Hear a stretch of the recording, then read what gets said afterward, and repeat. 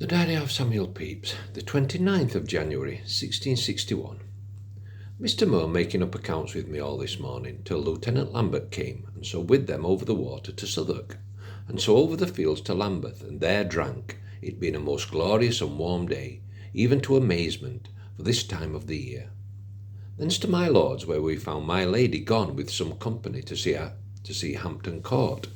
So we three went to Blackfriars, actually Whitefriars. The first time I ever was there since plays begun, and there, after great patience and little expectation, from so poor beginning, I saw 3 acts of The Maid in Ye Mill, acted to my great content. But it being late, I left the play and them, and by water through bridge home, and so to Mr. Turner's house, where the comptroller, Sir William Batten, and Mr. Davis and their ladies, and here we had a most neat little but costly and genteel supper. And after that a great deal of impertinent mirth by Mr. Davis, and some catchers, and so broke up, and going away, Mr. Davis's eldest son took up my old Lady Slingsby in his arms, and carried her to the coach, and is said to be able to carry 3 of the biggest men that were in the company, which I wonder at. So home and to bed. Stop it, Bridget. Oi, stop it.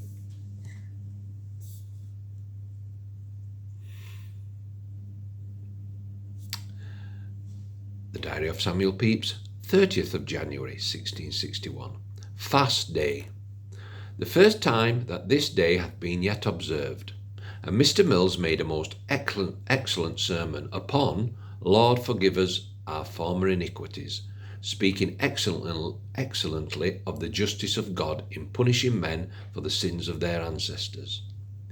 Home, and John Goods comes, and after dinner I did pay him £30 for my lady, and after that Sir William Penn and I into Moorfields, and had a brave talk, it being a most pleasant day.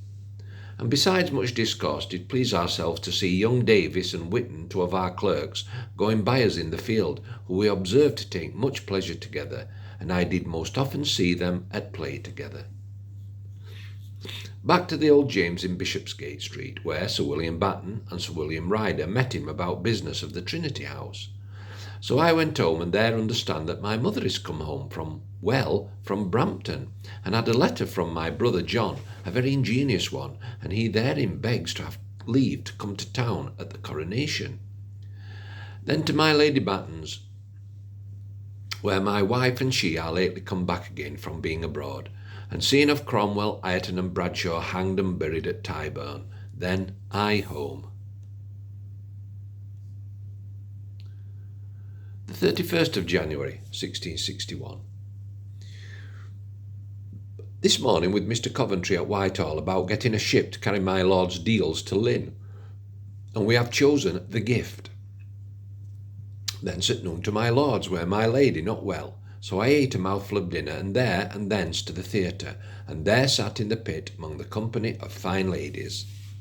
And the house was exceeding full to see Argylus and Parthenia, the first time that it hath been acted, and indeed it is good, though wronged by my over-great expectations, as all things else are.